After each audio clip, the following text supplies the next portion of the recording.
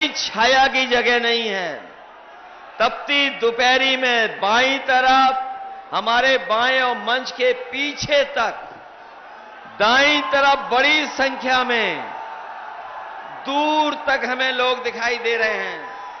वहीं पीछे जहां सड़क है और जो घर दिखाई दे रहा है, घर की छतों पर समाजवादी पार्टी का झंडा लहरा रहा है।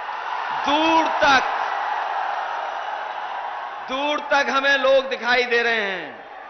और इस बार जौनपुर के लोग न केवल जिताने जा रहे हैं, बल्कि समाजवादी पार्टी के प्रत्याशी को रिकॉर्ड मतों से जिता करके लोकसभा में पहुंचाने का काम करेंगे।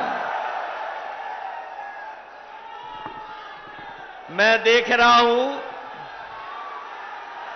कि अब चुनाव पूर्वांचल की धरती पर आ गया है और जो जोश, उत्साह और जिस तरीके से पार्टी के लिए हमें समर्थन दिखाई दे रहा है, इस बार पूर्वांचल से भारतीय जनता पार्टी का एक भी सांसद जीत करके नहीं जा पा रहा है। जहां अभी तक मैं कहता था, 5वें चरण के चुनाव तक मैं कहता था कि 80 लोकसभाओं में एक सीट पर लड़ाई है, वरना पूरी सीटें इंडिया गठबंधन जीत रहा है। लेकिन जिस समय प्रयागराज का समर्थन मिला है, इधर आजमगढ़ और आजमगढ़ से आगे जो समर्थन मिल रहा है, इधर जो जौनपुर वालों ने तैयारी कर ली है, इस बार तो लग रहा है कि देश के प्रधान सांसद जी अपनी क्यूटो लोकसभा से भी हारने जा रहे हैं। और इस बार इनका कोई मैनेजमेंट नहीं चलने वाला। जो मैनेजमेंट कर रहे हैं, दिल्ली से बुला करके सब लोगों को मिलकर के मैनेजमेंट कर रहे हैं, लेकिन जो जानकारी मिल रही है, इनके अपने लोग ही इनको हरा रहे हैं। जो लोग 400 पार का नारा दे रहे थे, 400 पार के नारा देने वाले 400 हारने जा रहे हैं। यहां तो सब पढ़े लिखे लोग हैं। अगर कोई 400 पार नारा देगा तो इसका मतलब ये हुआ, अगर 400 पार का नारा किसी ने दिया है तो उसका मतलब ये हुआ है कि कुल लोकसभा की जो सीटें हैं 543, 543, और अगर 400 पार की जीतने वाले हैं तो बताओ कितनी सीटें बनती हैं? केवल 143 सीटें बनती हैं।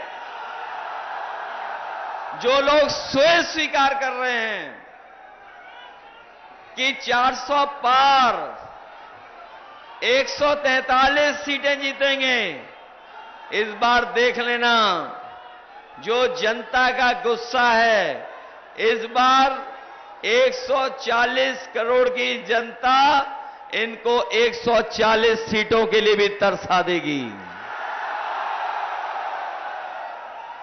और जो गुस्सा बढ़ता जा रहा है, जो गुस्सा बढ़ रहा है इस बार जनता का, ये अभी तो 5 ही चरण खत्म हुए हैं। अभी जनता ने 6वें चरण का फैसला और 7वें चरण का नहीं लिया हुआ है। देख लेना आप, जब 7वें चरण में चुनाव होगा तो जनता का गुस्सा भी 7वें आसमान पर पहुंच जाएगा।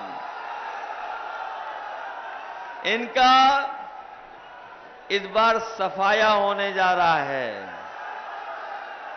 ये वही भारतीय जनता पार्टी के लोग हैं जिन्होंने कहा किसानों की आय दोगुनी कर देंगे। हमारे किसान भाई और गांवों में रहने वाले लोग, खेती बाड़ी से जुड़े हुए लोग जानते होंगे, पिछले 10 साल की सरकार में हमारे किसान की आय दोगुनी नहीं हुई, बल्कि लागत बढ़ा दी, लागत। और लागत बढ़ने से हमारा किसान तो संकट में चला ही गया, वहीं महंगाई बढ़ा करके हमारे किसानों और गरीबों के ऊपर संकट पैदा किया। जो लोग कह रहे थे आय दोगुनी हो जाएगी, आज खेती बाड़ी करने वाला किसान गरीब घाटे में जाता जा रहा है। न केवल घाटे में जा रहा है, बल्कि उसने देखा कि जिस समय दिल्ली की सरकार ने फैसला लिया, इन्होंने बड़े बड़े उद्योगपतियों का तो कर्जा माफ कर दिया। जो बड़े संपन्न लोग थे, बड़े कारोबारी लोग, उनका 10 साल में 25 लाख करोड़ का कर्ज माफ कर दिया।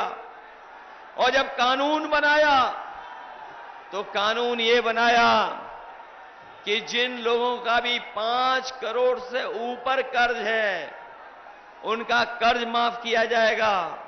लेकिन हमारे किसानों का लाखों में कर्जा वो माफ नहीं किया गया।